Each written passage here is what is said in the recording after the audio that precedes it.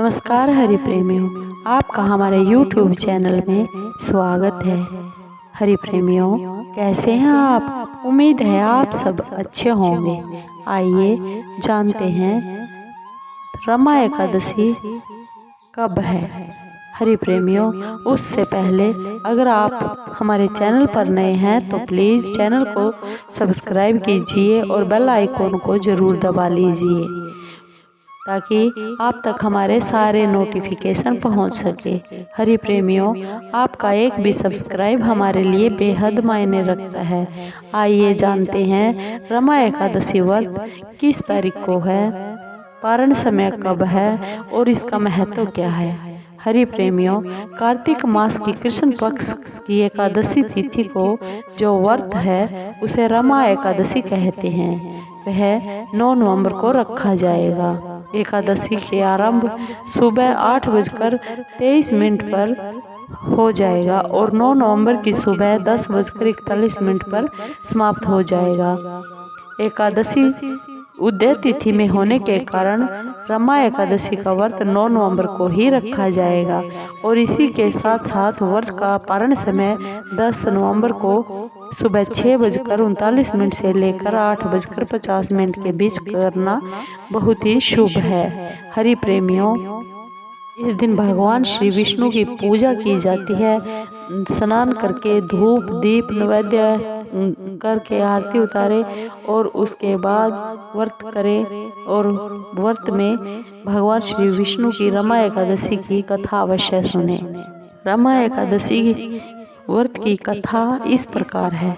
एक बार धर्मराज युधिष्ठिर कहने लगे कि हे भगवान, कार्तिक कृष्ण एकादशी का क्या नाम है, इसकी विधि क्या है, इसके करने से क्या फल मिलता है, इसलिए आप मुझे विस्तार पूर्वक बता दीजिए। भगवान श्री कृष्ण बोले कि कार्तिक कृष्ण पक्ष की एकादशी का नाम रमा एकादशी है। यह बड़े बड़े महापापों का नाश करने वाली एकादशी है। इसका महात्म्य मैं तुमसे कहता हूँ, सुनाता हूँ, ध्यान पूर्वक सुनो। हे राजन, प्राचीन समय में मुचकुंद नाम का एक राजा था। उसकी इंद्र के साथ बहुत ही गहरी मित्रता थी और साथ ही यम, कुबेर, वरुण और विभीषण भी उसके बहुत प्यारे मित्र थे। यह राजा बहुत धर्मात्मा, विष्णु भक्त और न्याय प्रिय राजा था। उस राजा की एक कन्या भी थी जिसका नाम चंद्रभागा था। उस कन्या का विवाह चंद्रसेन के पुत्र शोभन के साथ हुआ था। एक समय वह शोभन अपनी ससुराल आया। उन्हीं दिनों जल्दी ही पुण्यदायिनी एकादशी यानी रमा एकादशी भी आने वाली थी।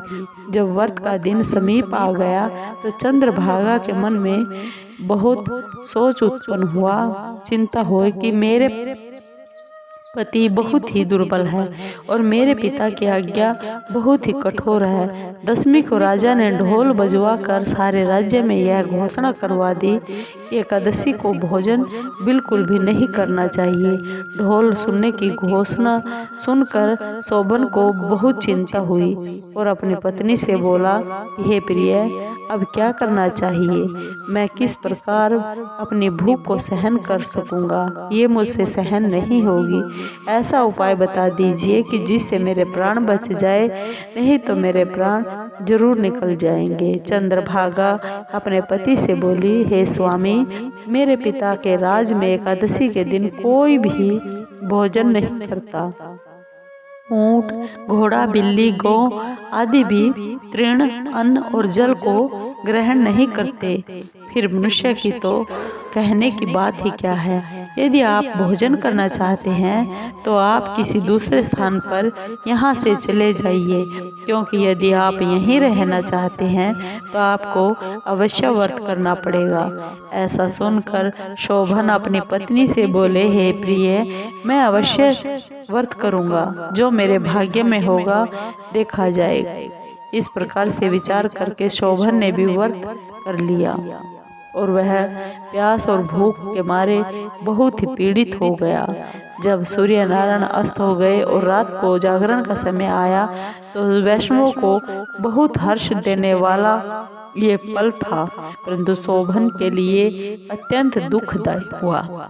सुबह होते ही शोभन के प्राण निकल गए। तब राजा ने सुगंधित काष्ठ से उसका दाह संस्कार करवा दिया, परंतु चंद्रभागा ने अपने पिता की आज्ञा से अपने शरीर को दग्ध नहीं किया और शोभन की अंत्येष्टि क्रिया करने के बाद अपने पिता के घर में ही रहने लगी। रमा एकादशी के प्रभाव से शोभन को मंद्राचल पर्वत पर धन और धान्य युक्त तथा शत्रुओं से रहित एक सुंदर देवपुर प्राप्त हुआ।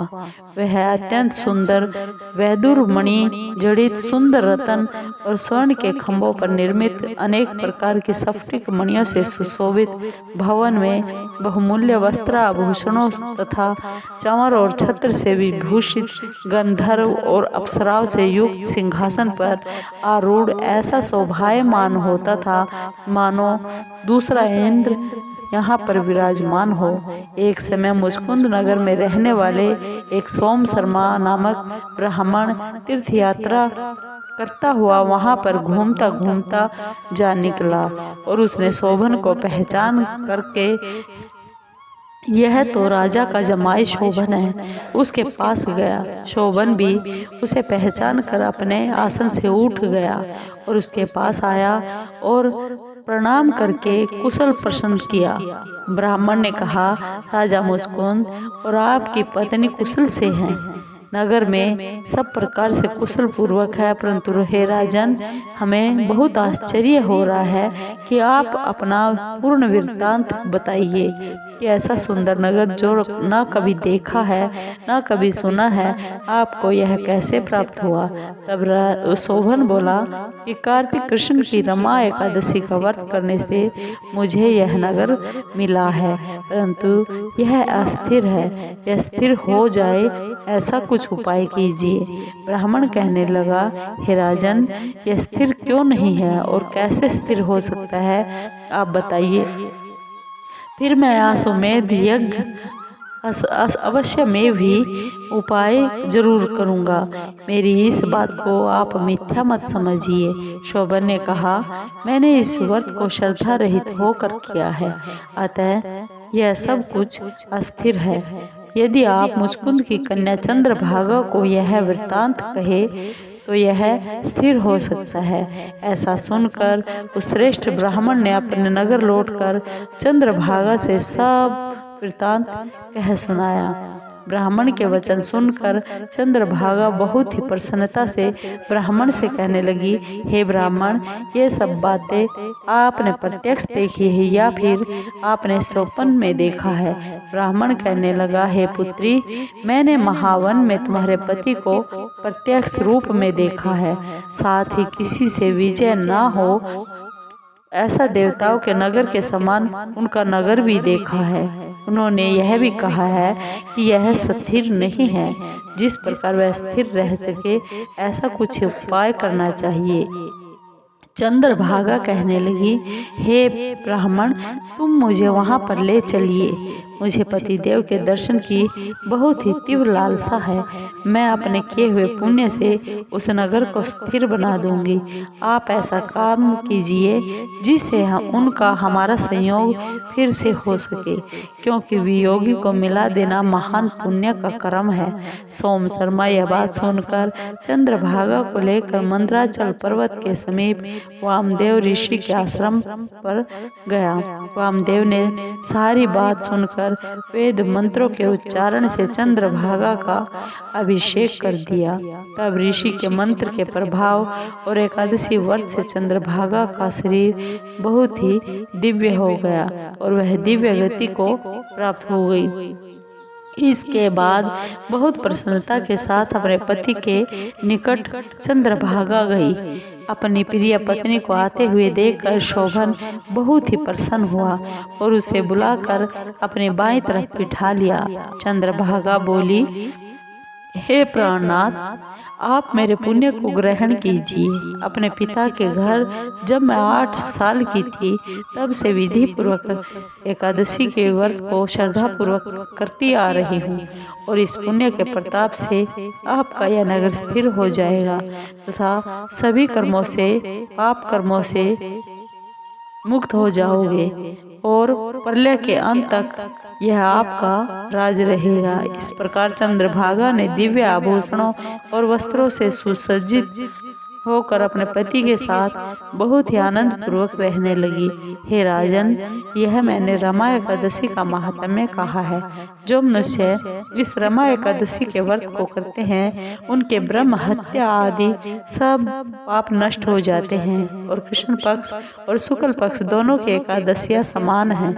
इनमें कोई भेदभाव नहीं है, दोनों समान फल देने वाली हैं। जो मनुष्य इस महात्म्य को पढ़ते तथा सुनते हैं, वे समस्त पापों से छूटकर विष्णु लोक को प्राप्त हो जाते हैं। हरि प्रेमियों, आपको यह रमा एकादशी व्रत की कथा कैसी लगी? अगर आपको अच्छी लगी हो तो प्लीज़ चैनल को सब्सक्राइब कीजिए, लाइक कीजिए, शेयर कीजिए और कमेंट जरूर कीजिए। धन्यवाद। हरि प्रेमियों, जय श्री कृष्ण।